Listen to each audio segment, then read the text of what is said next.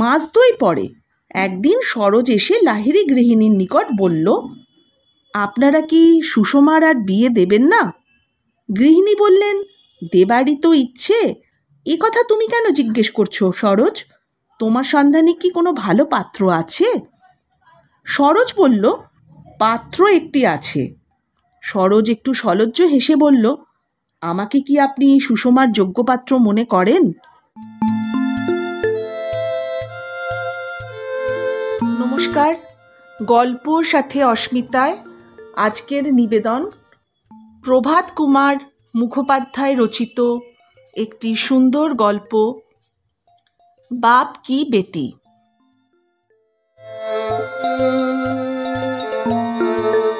বৈশাখ মাস। আপার circular রোডের একটি বাড়িতে লাহিড়ী বার অ্যাট ল সন্ধ্যার পর গায়ে জামা স্যুট পরিধান করে দোতলার খোলা বারান্দায় ইজি চেয়ারে বসে আছেন। একটা খবরের কাগজ পড়তে পড়তে 2-1 পেগ হুইস্কি পান করে ডিনারের জন্য প্রস্তুত হচ্ছেন।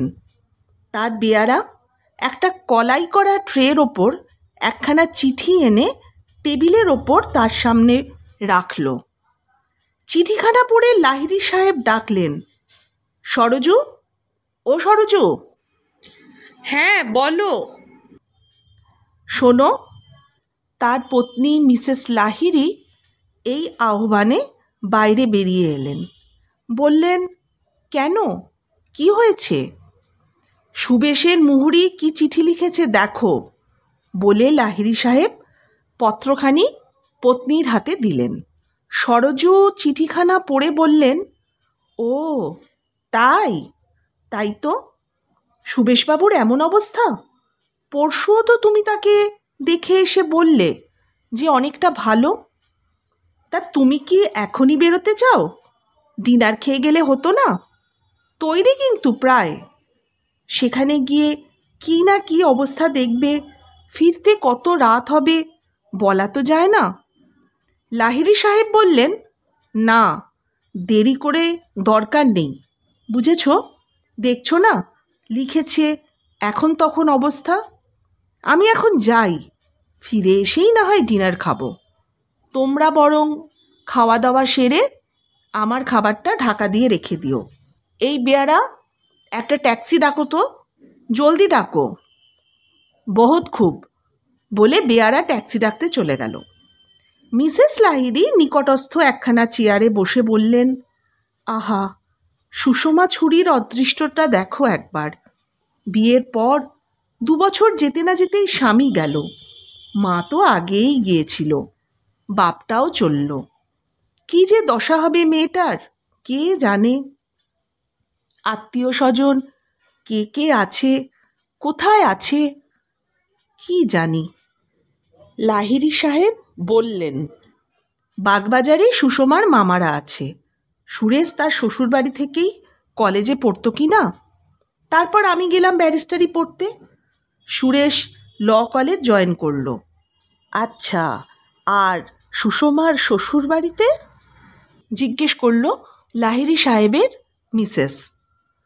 শ্বশুর শাশুড়ি তো আগে থেকেই ছিল না। দেওর ভাসুর টাসুর আছে বোধ হয়, কিন্তু সে কি এখানে? সেই মুর্শিদাবাদ জেলার জঙ্গিপুর গ্রামে।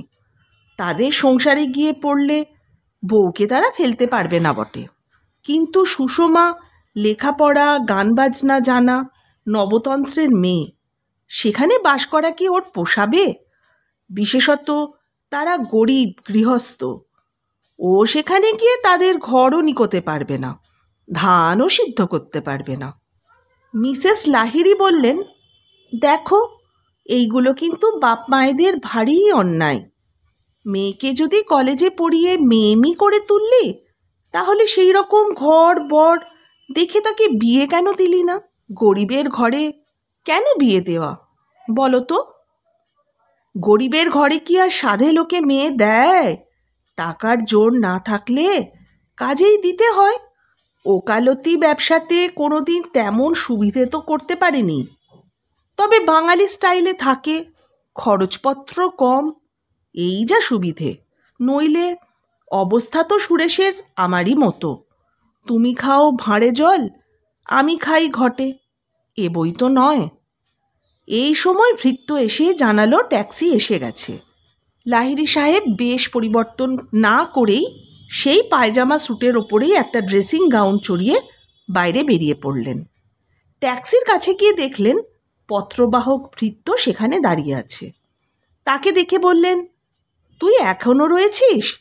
আচ্ছা, গাড়িতে ওঠ, ড্রাইভারের পাশে বস, বলে নিজেও আরোহণ করলেন গাড়ির পেছনে। আদেশ দিলেন, বউবাজার চলো। ট্যাক্সি ছুটল। এই সময় লাহিড়ী সাহেবের ঘর গৃহস্থালির কথা কিঞ্চিত আমি বলে রাখি আপনাদের জানার জন্যে। আজ প্রায় 20 বছর তিনি ব্যারিস্টারি করছেন। তার নিজে মুখেই প্রকাশ, তেমন সুবিধে করে উঠতে পারেননি তিনি এই লাইনে।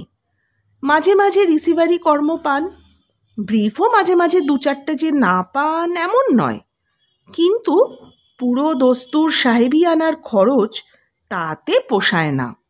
বাড়িখানি তার নিজের নয়, ভাড়ার। মোটর কিনতে পারেননি, ট্যাক্সিতে আদালত যান।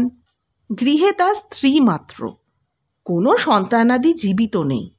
একটা বাসন মাজা জল তোলা চাকর আর একটা বেয়ারা আছে।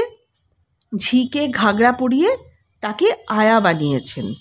কিন্তু বাবুর্চি আছে, কিন্তু রাঁধে সে দিনের বেলায় ভাত, ডাল, ছেঁচকি কারি, সাথে মাছের ঝোল।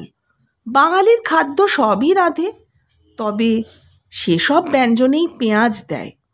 মায় মাছের ঝোলে পর্যন্ত পেঁয়াজ দেয়।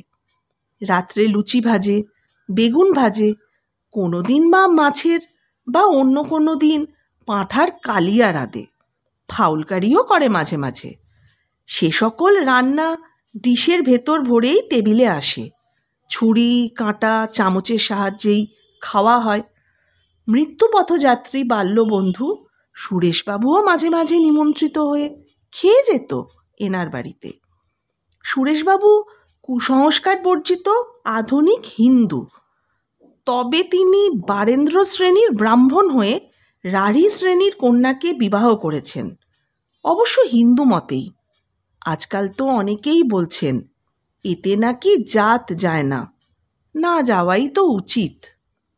বউবাজারে বন্ধুগৃহে পৌঁছে লাহিড়ী সাহেব দেখলেন সুরেশবাবুর দেহ যেন শয্যার সঙ্গে মিশে রয়েছে। কন্যা সুষমা বাবার পদতলে পাষাণ প্রতিমার মতো বসে। শয্যার পার্শ্বে চেয়ারের ওপর একজন ডাক্তার এবং 2জন বন্ধু। ইহারাও হাইকোর্টের উকিল, লাহিড়ী সাহেবের বেশ পরিচিত।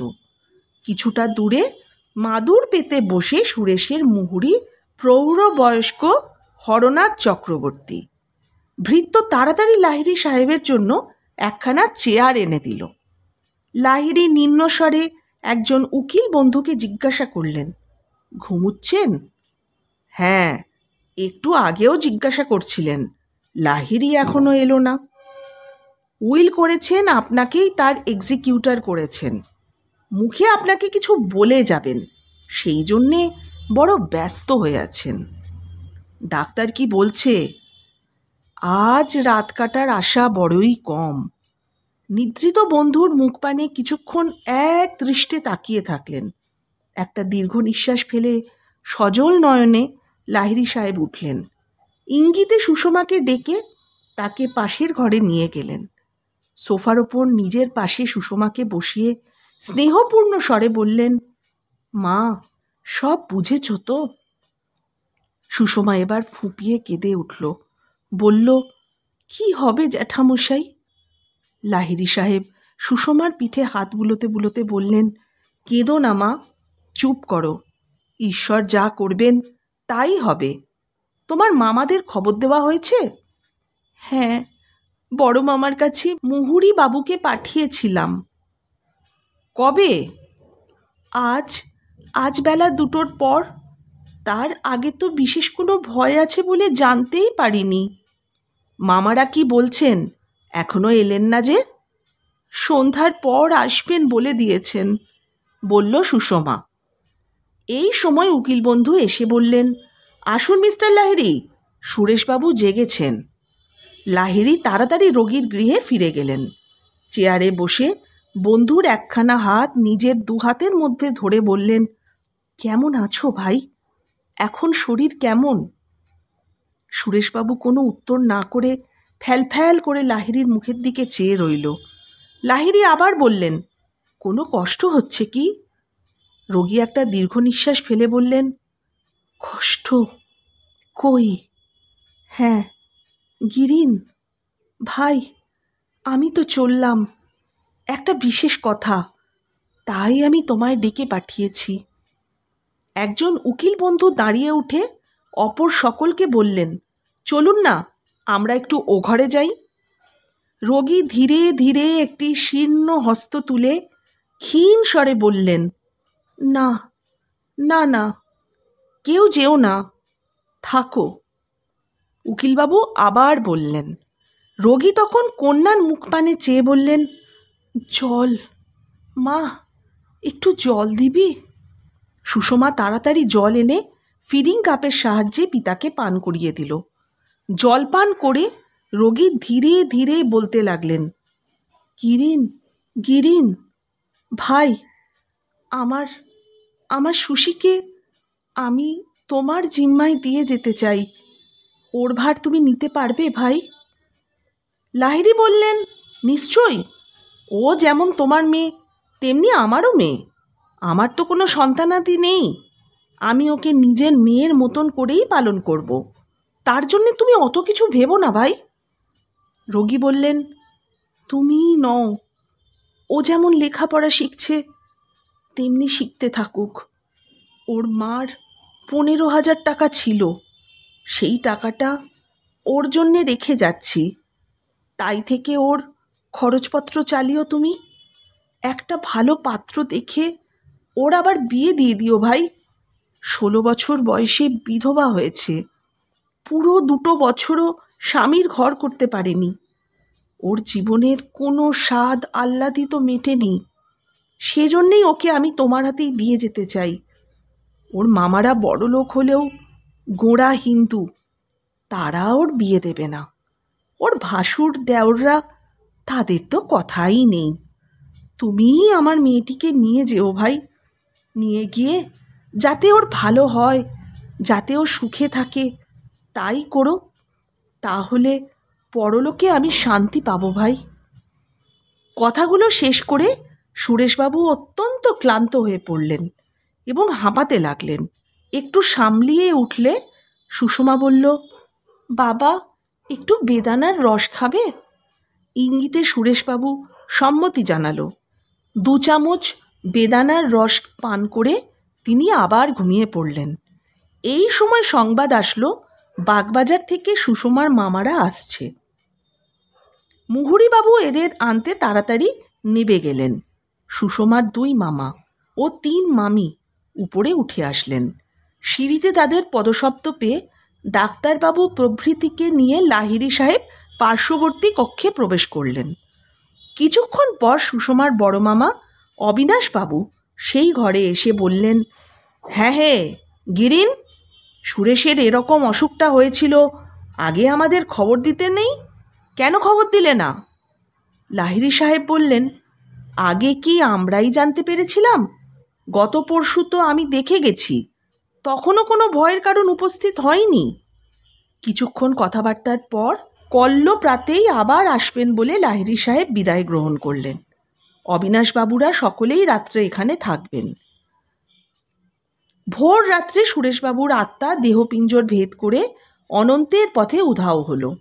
লাহিড়ী সাহেব বেলা 8টার সময় এসে দেখলেন বলহরি হরিবোল শব্দে সবাধার সিঁড়ি দিয়ে নামানো হচ্ছে।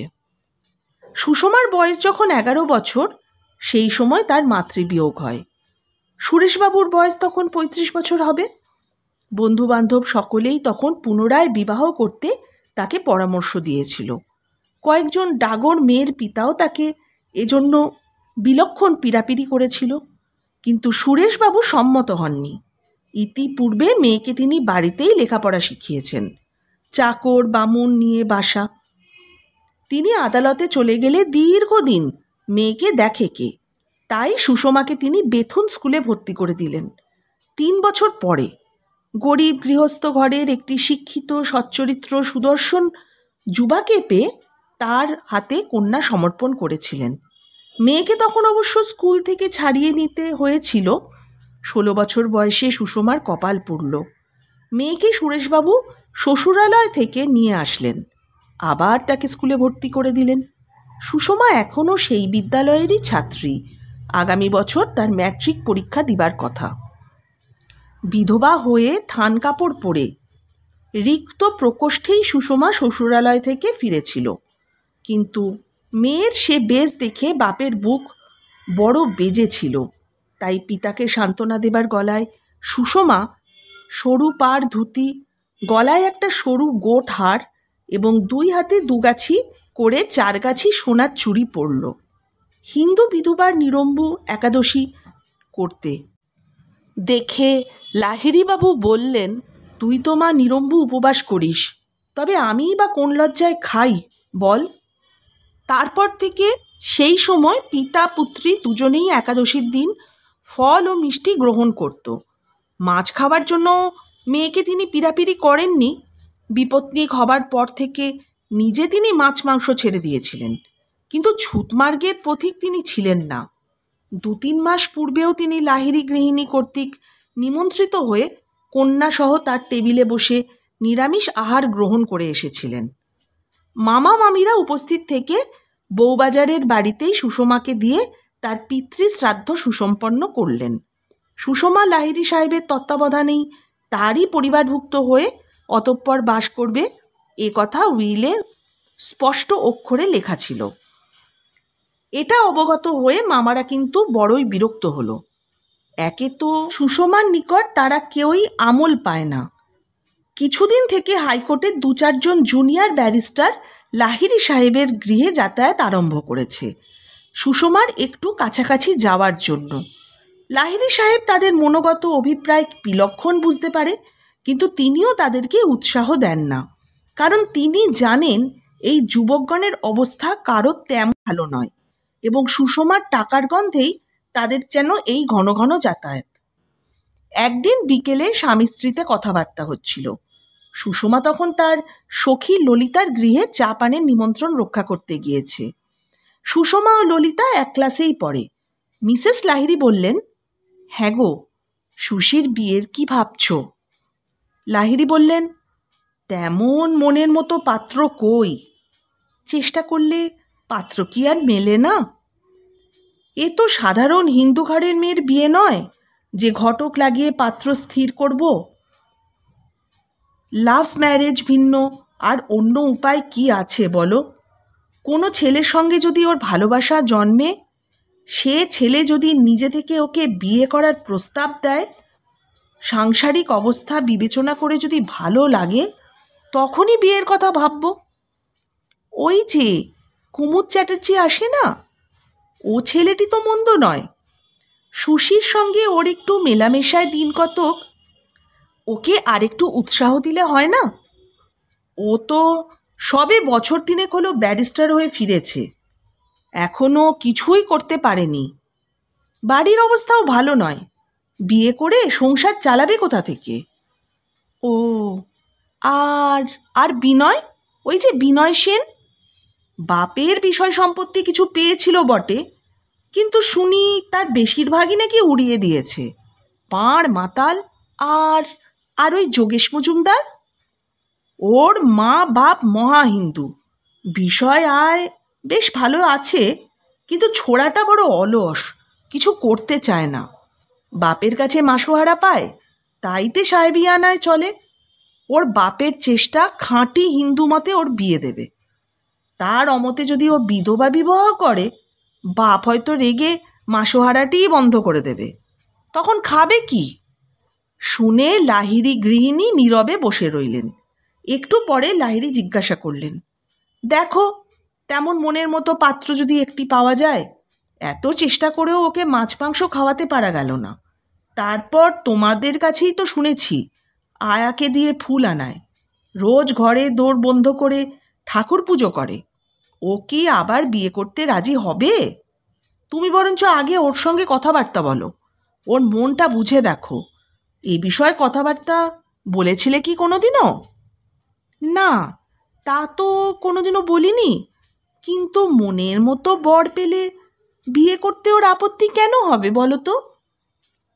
আমার মনে হয় না আপত্তি জানাবে। এত লেখাপড়া করছে, জুতো মোজা পরছে, টেবিলে বসে বাবুর্চির রান্না খাচ্ছে, তা মাছ মাংস নাই খাক। লাহিড়ী সাহেব হেসে বললেন, ওটা ভাবা কিন্তু তোমার ভুল। জুতো মোজা পরে বলে বাবুর্চির রান্না খায়, ওইগুলো সব বাইরের জিনিস। কোনটা কর্তব্য, কোনটা ধর্ম, কোনটা অধর্ম, এসব হলো অন্তরের জিনিস, বুঝলে গিন্নি? বাইরের আচারের সঙ্গে তার যে বড় বেশি যোগ আছে বলে তো আমার মনে হয় না। যা হোক, কথাবার্তায় তুমি ওর মনটা একবার বুঝে দেখার চেষ্টা করো। আচ্ছা, ঠিকই বলেছ। আমি আমি বরঞ্চ সেটাই চেষ্টা করি। এই সময় সুষমা ফিরে আসলো। তার হাতে ফিকা নীল ফিতে বাঁধা সুন্দর একটা বাক্স। এসে হাসতে হাসতে বলল, ও জ্যাঠাইমা, তোমার জন্যে আমি একটা গন্ধ এনেছি, বলে বাক্সটা মিসেস লাহিড়ীর হাতে দিল। মিসেস লাহিড়ী ওটা খুলে বললেন, বাহ, বেশ তো শিশিটা, কি সুন্দর! কোথা থেকে কিনলি মা? আমরা যে মার্কেটে গিয়েছিলাম। তোরা তোরা কারা? কে কে গিয়েছিলি? ললিতা আর আমি, আর ললিতার দাদা ডক্টর ঘোষ। কত দাম নিল? 7 টাকা। গন্ধ অবশ্য কেমন হবে জানি না, কিন্তু শিশিটা দেখে আমার ভারী পছন্দ হলো, তাই কিনে ফেললাম জ্যাঠাইমা, তোমার জন্যে। আমার সঙ্গে তো টাকা ছিল, দাম দিতে গেলাম, কিন্তু ডক্টর ঘোষ আমাকে কিছুতেই দাম দিতে দিল না। মনে করলাম তাহলে ফিরিয়েই দিই, নেব না। কিন্তু হয়তো সেটা অভদ্রতা হবে, তাই অগত্যা নিতে হলো। আমাকেও এটা কিনে দিলেন। ললিতাকেও ঠিক এই রকম একটা কিনে দিল, গন্ধ। আচ্ছা জ্যাঠামশাই, নিয়ে কি আমি অন্যায় করেছি?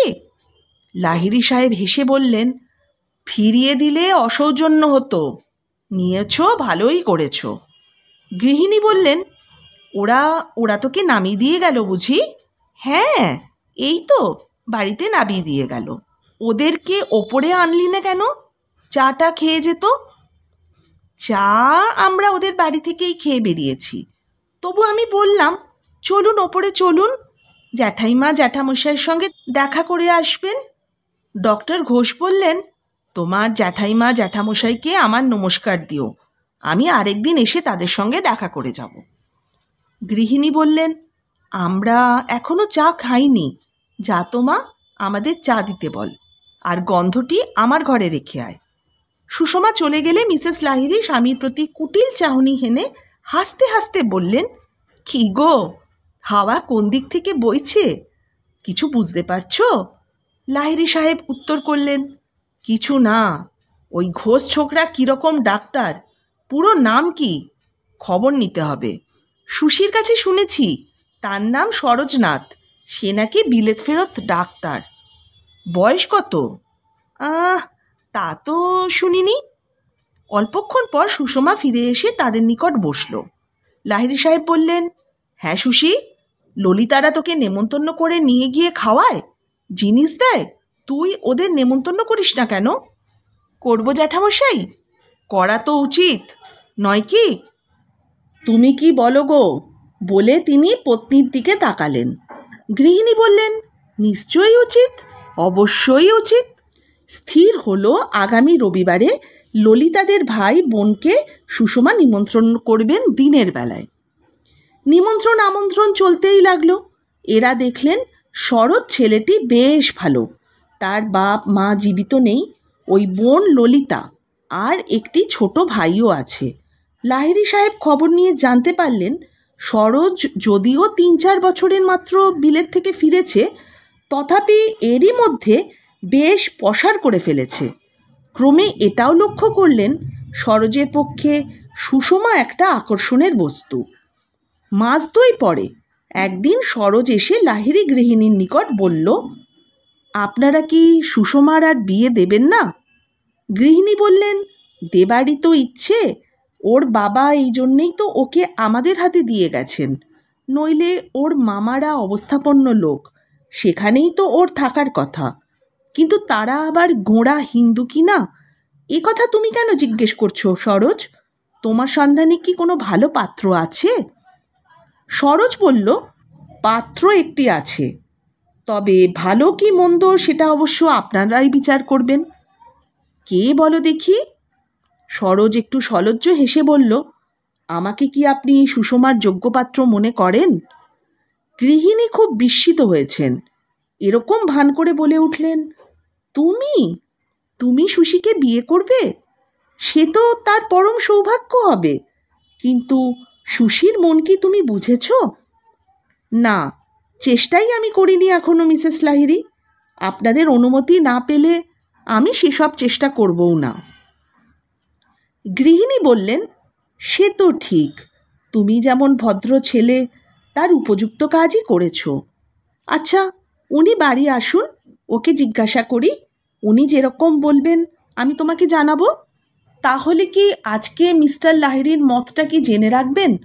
কালকে তাহলে আমি আবার আসবো। মিসেস লাহিড়ী মনে মনে হেসে ভাবলেন, বাবাজির যে আর তর সইছে না দেখছি। প্রকাশ্যে বললেন, হ্যাঁ বেশ তো, আমি ওর সঙ্গে পরামর্শ করে রাখবো খন, কালকে তুমি আবার এসো। সরোজ আশান্বিত হৃদয় প্রস্থান করল। রাত্রে নিভৃতে গৃহিণী স্বামীর নিকট কথাটা পারলেন। লাহিড়ী বললেন, সরোজ যে সুশীর দিকে খুব ঝুঁকেছে তা আগে থেকেই বোঝা যাচ্ছিল। গৃহিণী বললেন, সে তো বটেই, কেমন, তোমার কোনো অমত নেই তো? লাহিড়ী বললেন, ছেলেটি তো বেশ ভালোই, ডাক্তারিতে এরই মধ্যে বেশ পসার করে নিয়েছে, সুশিক্ষিত, সচ্চরিত্র। কিন্তু সুশী বেটি কি রাজি হবে? কেন রাজি হবে না? এর চেয়ে ভালো পাত্র আর কোথায় পাবে ও, শুনি? ভালো মন্দর কথা আমি বলছি না গিন্নি, আমার কিন্তু মনে হয় ওর কেবল বাইরেটাই আধুনিক, কিন্তু ভিতরটা নিতান্ত সেকেলে। বিধবার আবার যে বিয়ে হয় না, বিয়ে করাটা যে মহাপাপ, ও মনে হয় এরকমই কিছু একটা ভাবে। তা যদি না হতো তবে ও মাছ মাংস ছাড়তো না, একাদশীতে ফলমূলও খেত না, আর লুকিয়ে ঠাকুর পুজোও করতো না। বেশ তো, সরোজ চেষ্টাই করুক না। হ্যাঁ, সরোজকে বলো, আগে ওর মনটা তুমি বুঝে দেখো। সরোজ যেমন ওকে ভালোবেসেছে, সুশীও যদি তাকে সেরকম ভালোবাসে, তবেই কথা এগোবে। তাহলে ওই কথাই সরোজকে বলি। হ্যাঁ, বলো। দিন 15 পরে সুষমা একদিন মিসেস লাহিড়ীকে বলল, পরশু রবিবার বিকেলে ললিতার দাদা ললিতাকে আর তার ছোট ভাইকে আলিপুরে ফ্লাওয়ার শো দেখাতে নিয়ে যাবে। ললিতা আমাকে জিজ্ঞাসা করেছে, তুই যাবি ভাই? তাহলে তোকে আমরা তুলে নেব। আমি বলেছি আচ্ছা, জ্যাঠাইমাকে জিজ্ঞাসা করে কালকে বলবো। গৃহিণী সস্নেহে সুষমার গায়ে হাত বুলিয়ে বললেন, বেশ তো, তা যেও মা, আর ওদের দুজনকে নেমন্তন্ন করো, শো থেকে ফিরে রাত্রে এখানে এসে খাওয়া দাওয়া করবে না হয়। রবিবার বিকেলে সরোজ এলো, কিন্তু ললিতা কিংবা তার ছোট ভাই আসেনি সঙ্গে। সরোজ এসে বলল, ললিতা আর তার ছোট ভাইকে মাসিমা তাদের বাড়িতে নিয়ে গেছে, আজ রাত্রে তারা সেখানেই থাকবে। মিসেস লাহিড়ী বললেন, তাহলে আর কি হবে? সরোজ বলল, সুষমাকে নিয়ে যেতে পারি? মিসেস লাহিড়ী বললেন, বেশ তো, নিয়ে যাও। সুষমা বলল, আজ থাক না জ্যাঠাইমা, অন্য একদিন গেলেই তো হবে। সরোজ বলল, আজ কিন্তু বিশেষ করে গোলাপ ফুলেরই এক্সিবিশন, এটা মিস করা কিন্তু উচিত নয়। সুষমা বলল, তাহলে তুমিও চলো না জ্যাঠাইমা। আমার কি সময় আছে মা, কত কাজ আমার পড়ে রয়েছে, তাছাড়া উনিও বাড়িতে নেই। যাও না, সঙ্গে গিয়ে তুমি ফুল দেখে এসো। সরোজ ফিরে এসে এখানেই খাবে তো, কোনো অসুবিধে হবে না। হ্যাঁ, খাবো বই কি মিসেস লাহিড়ী। সুষমা নিতান্ত অনিচ্ছার বেশ পরিবর্তন করে বেরিয়ে গেল সরোজের সঙ্গে।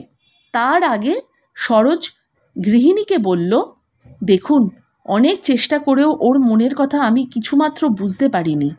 গৃহিণী কয়েক মুহূর্ত চিন্তা করে তারপর বললেন, ওর পরামর্শে চলতে গিয়েই তো এরকম হলো, নইলে এতদিন কোন কালে যা হোক একটা হেস্তনেস্ত হয়ে যেত। আমার প্রতি ওর যে মন আছে তার কিন্তু কোনো লক্ষণ আমি বুঝতে পারছি না, চাপা গলায় বলল সরোজ। গৃহিণী বললেন, ও বড় চাপা মেয়ে, ওসবে আর দরকার নেই, আমি নিজে বরং আজ রাত্রে খোলাখুলি ওকে জিজ্ঞেস করব। সরোজ মিনতি স্বরে বলল, আমি চলে গেলে তারপর জিজ্ঞাসা করবেন। গৃহিণী বললেন, বেশ বেশ, তাই হবে। লাহিড়ী সাহেব সস্ত্রীক ড্রয়িং রুমে বসে আছেন। সন্ধ্যার পর সুষমাকে নিয়ে সরোজ ফিরে আসলো। সুষমার হাতে গোলাপ ফুলের মস্ত বড় একটা সাজি, তাতে নানা রকমের নানা বর্ণের গোলাপ ফার্ন পাতা সহযোগে সজ্জিত। লাহিড়ী সাহেব ও তার গৃহিণী পর্যায়ক্রমে সাজিটি হাতে নিয়ে পরীক্ষা ও আঘ্রাণ নিয়ে উচ্চ প্রশংসা করতে লাগলেন। লাহিড়ী সাহেব বললেন, সরোজ, তুমি মুখ হাত ধোবে না? হ্যাঁ, ধোবো স্যার। লাহিড়ী সাহেব বেয়ারাকে ডেকে সরোজকে বাথরুমে নিয়ে যাওয়ার আদেশ দিলেন। লাহিড়ী জিজ্ঞেস করলেন, ফুলগুলো কত নিল রে সুশি? কিনে আমি দাম দিতে যাচ্ছিলাম, কিন্তু সরোজবাবু তো কিছুতেই আমাকে দাম দিতে দিল না। একবার ভাবলাম তবে থাক, নিয়ে আর কাজ নেই। আবার মনে হলো সেটা হয়তো একটু অভদ্রতা হবে, তাই অগত্যা নিলাম। অন্যায় করেছি জ্যাঠামশাই? না, অন্যায় করনি মা, বলে লাহিড়ী সাহেব পত্নীর দিকে চেয়ে বললেন, তুমি কি বলো গো? গৃহিণী বললেন, না নিলেই অন্যায় হতো। যাও মা, তুমি কাপড় চোপড় বদলাও গে। তারপর ফুলগুলো কয়েকটা ফুলদানিতে জল দিয়ে বেশ করে তিনি সাজিয়ে রাখলেন। 15 মিনিট পর সরোজ ড্রয়িং রুমে ফিরে এলো। আর কিছুক্ষণ পর সুষমাও আসলো তার হাতে 2টো গোলাপ নিয়ে। একটা জ্যাঠাইমার চুলে পরিয়ে দিল, আর একটা জ্যাঠামশাইয়ের কোটে বটন হলে লাগিয়ে দিল। লাহিড়ী সাহেব হাসতে হাসতে বললেন, আমি বুড়ো মানুষ, আমার কি সাজে এসব বেটি, সরোজের কোটে তুই পরিয়ে দে। সুষমা কিন্তু শুনল না, জ্যাঠামশাইয়ের কোটেই ফুলটা পিন দিয়ে আটকে দিল। লাহিড়ী সাহেব ওটা খুলে হাসতে হাসতে সরোজের কোটে লাগিয়ে দিলেন। এটা দেখে গৃহিণী নিজের কোপার ফুলটা সুষমার চুলে গুজে দিল। বাহ, এ কি, বলে সুষমা আরও 2টো ফুল নিয়ে জ্যাঠামশাই ও জ্যাঠাইমাকে অলঙ্কৃত করল। খাবার দাবার খাওয়ার পর রাত্রি 10টার সময় সরোজ বিদায় গ্রহণ করল। লাহিড়ী সাহেবও রাত কাপড় পরে নিজের ঘরে প্রবেশ করলেন। সুশি বলল, আমিও তাহলে শুতে যাই গে জ্যাঠাইমা? হ্যাঁ মা, চল, আমিও তোর সঙ্গে যাচ্ছি, একটু কথা আছে। সুষমার শয়নকক্ষে গিয়ে একটা চেয়ারে বসে গৃহিণী বললেন, সরোজ তো মহা বায়না নিয়েছে মা। নিজের শয্যাপ্রান্তে বসে সুষমা বলল, কি বায়না জ্যাঠাইমা? তোকে বিয়ে করার জন্যে খেপে গেছে সে। কথাটা শোনার পরেই সুষমা চোখ নাবিয়ে নিল। গৃহিণী দেখলেন তার মুখে ক্রোধ ও বিরক্তির লক্ষণ ফুটে উঠেছে। কিছুক্ষণ পরেই সুষমা বলল, তাহলে তাহলে তিনি খ্যাপার মতন কাজই করছেন জ্যাঠাইমা? কেন কেন এই কথা বলছো মা? কারণ বিয়ে তো আমি করব। সে কি, কেন বাছা? তোমার এই কাঁচা বয়স, ভালো ঘর বর পেলে বিয়ে করাই তো উচিত। কেন, সরোজকে কি তোমার পছন্দ হয় না?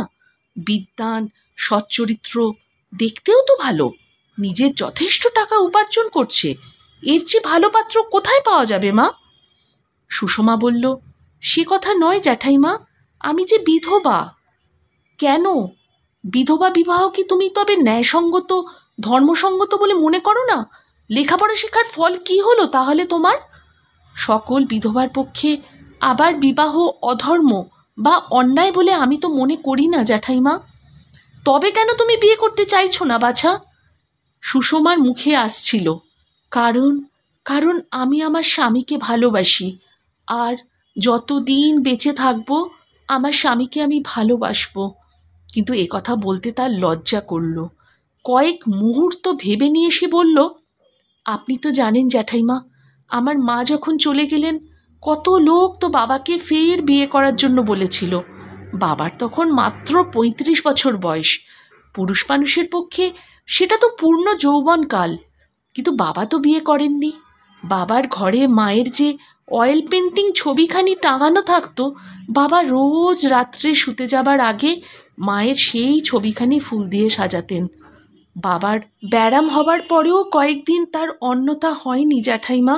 বাবা যদি আবার বিয়ে করতেন তাহলে কেউ তো তাকে বলতে পারত না যে তিনি অন্যায় বা অধর্ম করলেন। লাহিড়ী গৃহিণী অবাক হয়ে কিছুক্ষণ সুষমার মুখের পানে তাকিয়ে রইল। তার কথার তাৎপর্যগুলো মনে মনে চিন্তা করতে লাগলেন। তারপর বললেন, তোমার বাবা তোমার মাকে নিয়ে কত বছর ঘরকন্যা করেছিলেন, কিন্তু তুমি তো বাছা তোমার স্বামীর সঙ্গে পুরো 2 বছরও পাওনি। সুষমা নীরবে নত মুখে বসে রইল, কোনো উত্তর করল না। গৃহিণী আরও কিছুক্ষণ নীরবে বসে চিন্তা করলেন। সুষমার প্রতি তার মন শ্রদ্ধায় পূর্ণ হয়ে উঠল। বললেন, তোমার বাবা তোমার মাকে বড্ড ভালোবাসতেন, তা আমরা সবাই জানতাম। তোমার মায়ের মৃত্যুর পর কিছুদিন অবধি তিনি পাগলের মতো হয়ে গিয়েছিলেন। আচ্ছা, একটা কথা আজ তোমায় জিজ্ঞাসা করি। তুমি রোজ আয়াকে দিয়ে ফুল আনাও। আমরা মনে করতাম লুকিয়ে লুকিয়ে তুমি ঠাকুর পুজো করো, হিন্দুয়ানি বজায় রাখো। তুমিও কি তোমার বাবার মতন? সুষমা ধীরে ধীরে বলল, আমার স্বামীর একখানি ফটোগ্রাফ আমার কাছে আছে। গৃহিণী আরও কিছুক্ষণ নীরবে বসে রইলেন। তারপর বললেন, আচ্ছা মা, অনেক রাত হলো, তুমি শোও তাহলে এখন। এ বিষয়ে আর কখনো আমি তোমায় অনুরোধ করব না। তুমি আমার ওপর রাগ করো না মা। না জ্যাঠাইমা, রাগ করব কেন? আপনি তো ভালো ভেবেই বলেছিলেন। আপনি আমার অপরাধ নেবেন না জ্যাঠাইমা, বলে সুষমা গলায় আঁচল দিয়ে ভূমিষ্ঠ হয়ে তাকে প্রণাম করল। জ্যাঠাইমা চলে গেলে সুষমা দরজায় খিল দিল। যে দেরাজে তার মৃত স্বামীর ছবি থাকত সেটা খুলল। ছবিখানার চারদিকে অদ্য প্রান্ত তাজা গোলাপ ফুলগুলো তুলে নিয়ে সুষমার জানলা গলিয়ে ফেলে দিল। বস্ত্রাঞ্চলে ছবিখানি বেশ করে মুছে সেটা মাথায় ঠেকিয়ে বলতে লাগলো, তুমি আমায় ক্ষমা করো, ক্ষমা করো। আমি তো জানতাম না যে ও ফুলগুলোর সঙ্গে অলক্ষ্যে একজনের বাসনার কালি মাখানো আছে। বাহ, বড় সুন্দর গল্প। প্রভাত কুমার মুখোপাধ্যায়ের লেখা বাপ কি বেটি। ভালোবাসা বোধহয় এরকমই হয়। এ ভালোবাসা যে ভালোবাসতে জানে সেই বোধহয় অনুধাবন করতে পারবে। আপনাদের কেমন লাগলো বন্ধু গল্পটা? যদি ভালো লেগে থাকে আমাকে অবশ্যই জানিয়ে যাবেন। আপনাদের মত জানার অপেক্ষায় আমি অধীর আগ্রহে অপেক্ষায় থাকব। আর সঙ্গে রাখবেন গল্প সাথী অস্মিতাকে। কি সঙ্গে থাকবেন তো? সবার জন্য রইল অন্তর্ভরা অনেক শুভকামনা। নমস্কার।